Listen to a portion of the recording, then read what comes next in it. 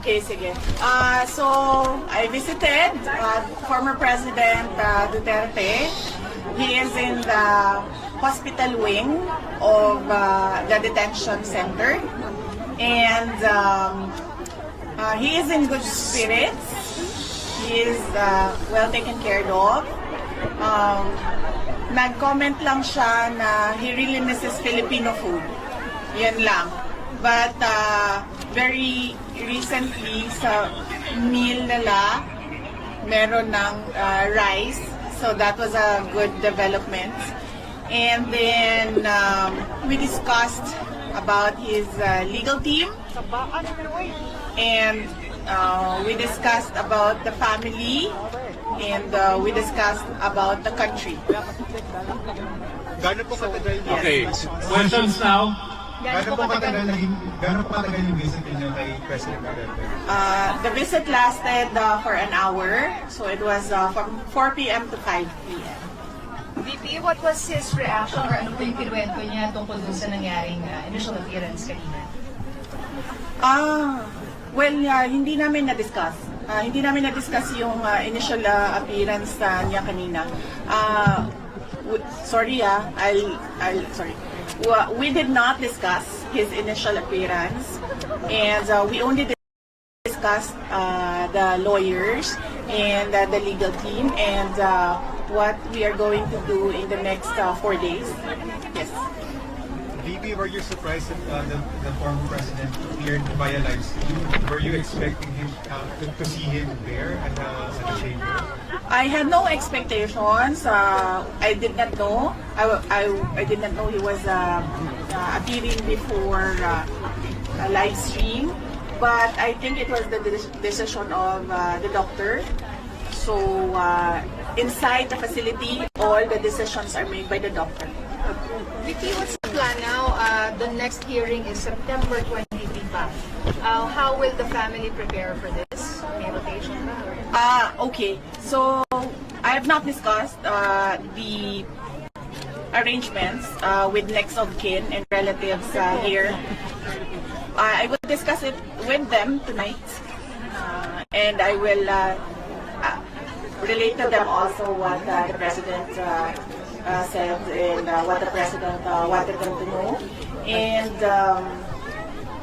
so yes, we haven't made arrangements yet. But I will not leave until a relative comes to make sure that there is a next of kin living here. Yes. VP, tungkol po sa usapan nyo ni dating Pangulo, may hiniling po ba sa inyo? Sa usapan nyo ni Fprrd, may hiniling po ba siya sa inyo? English. Yeah. Okay. Yes.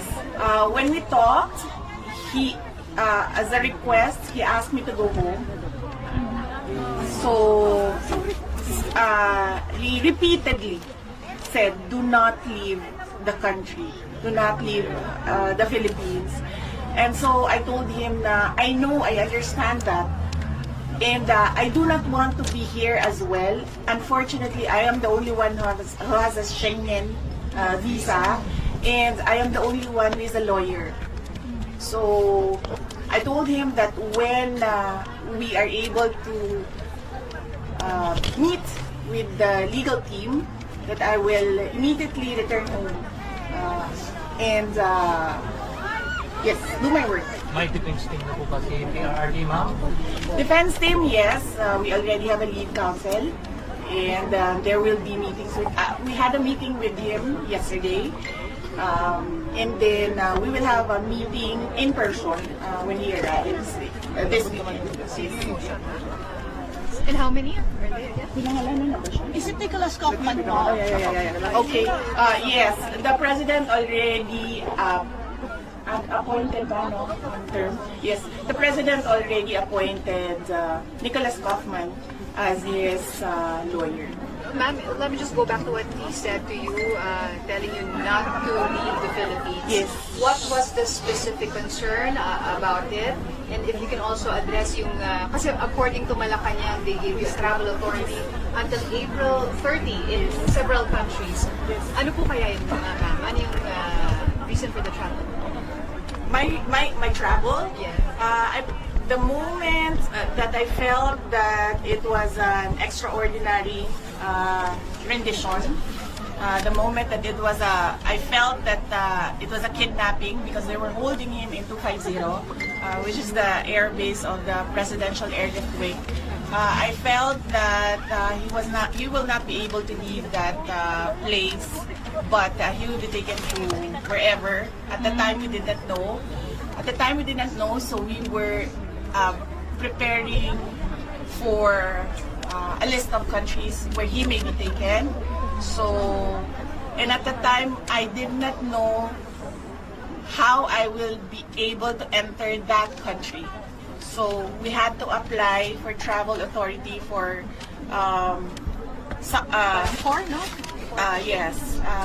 countries because I did not know how I would be able to travel.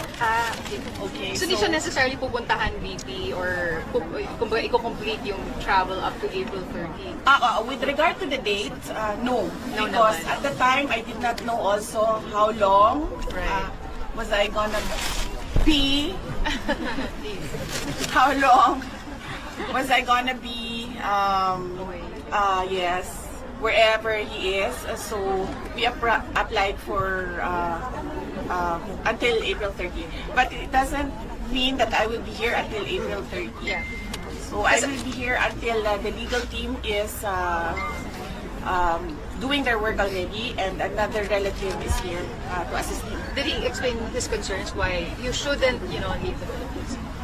He said that yes, I should immediately go back, just leave him here. But I said no, I cannot do that because no one will decide for him outside. So very limited people have access to him right now.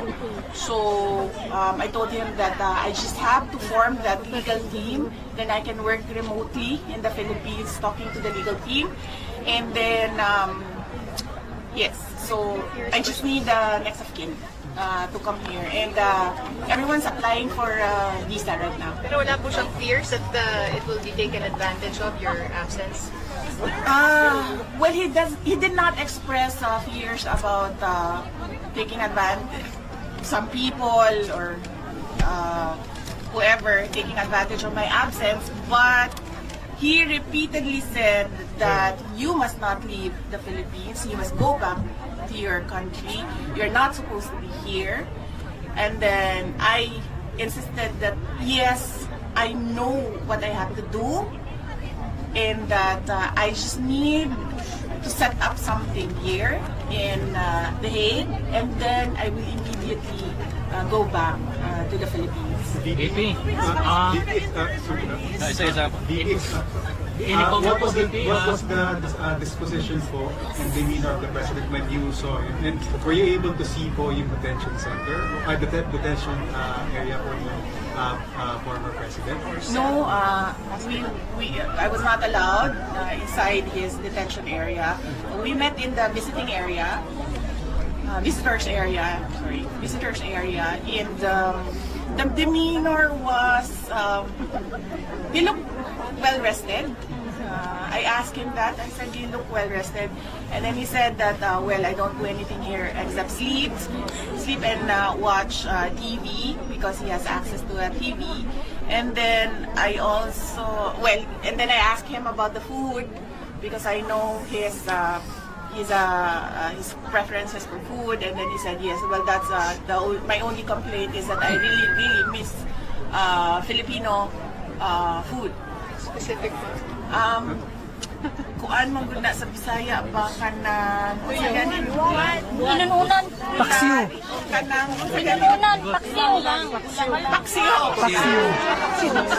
paksiw na isda. Ayan, inununan sa Bisaya. Inununan, yeah. Hindi na paksiw, inununan. VP,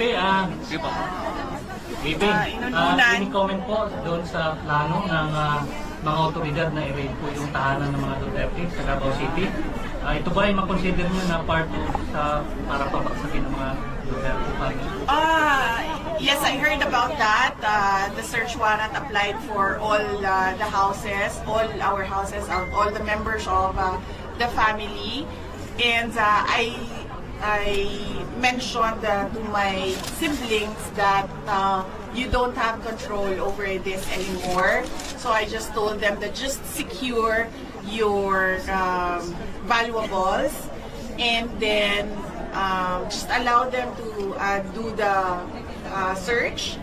And then we expect that there will be planted evidence inside the houses. So I told them that we'll just have to face that as well, because that is the template that they did with former Congressman Arnie Teves. It's exactly the same template.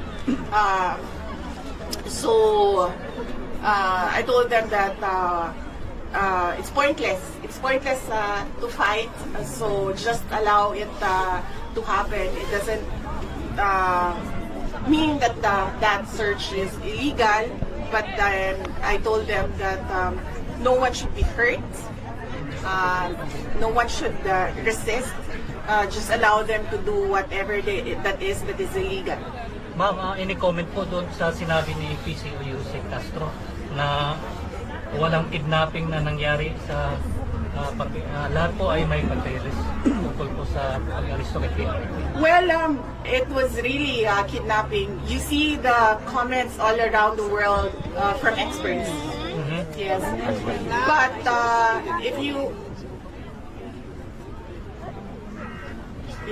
But if you talk to lawyers, they call it extraordinary rendition. But for a family member like me, that's kidnapping. That's forcibly taking my father to another country and illegally arresting him. So that's clearly kidnapping. Ma'am, mag-apply po ba si PRRD ng interim release? That is something that I cannot comment on because it's a legal strategy. So I would leave that to the lawyers if the lawyers would like to talk to the media. But I will not comment on legal strategy. I'll also add that because I told him a lot of people are crying. They are depressed, hurt, stressed about what happened and what is happening right now and what is happening in the country. And then he said, sabihin mo sa kanila, relax lang, may hangganan ang lahat. So I'm remembering this from kasi I cannot take notes, I cannot take a ball pen and pen this. So, sabihin mo sa kanila, relax lang, may hangganan ng lahat. There will be a day of reckoning for all. Mahal na mahal po ang Duterte family ng mga OFW at mga Pilipino po sa bansang Pilipinas. Ngayon, grabe po yung emosyon ng mga Pilipino dahil mahal po nila si PRRD at kayo po. So may mensahe po ba kayo para sa lahat ng mga Pilipino? Yes. Unang-una, nagpapasalamat ako sa lahat ng ating mga kababayan. Mag-English pa po, sir? Yes. Okay. Kasi...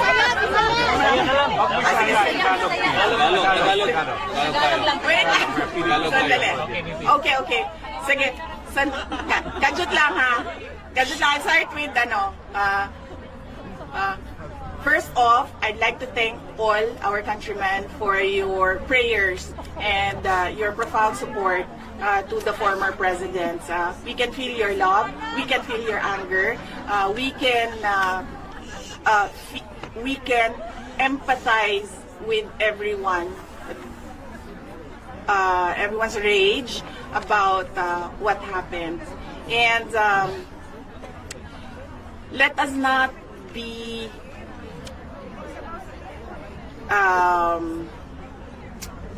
let us not forget the real issues in our country, and that is that is the poverty, that is corruption, that is the failure of the government to answer the demands from the people about accountability and transparency.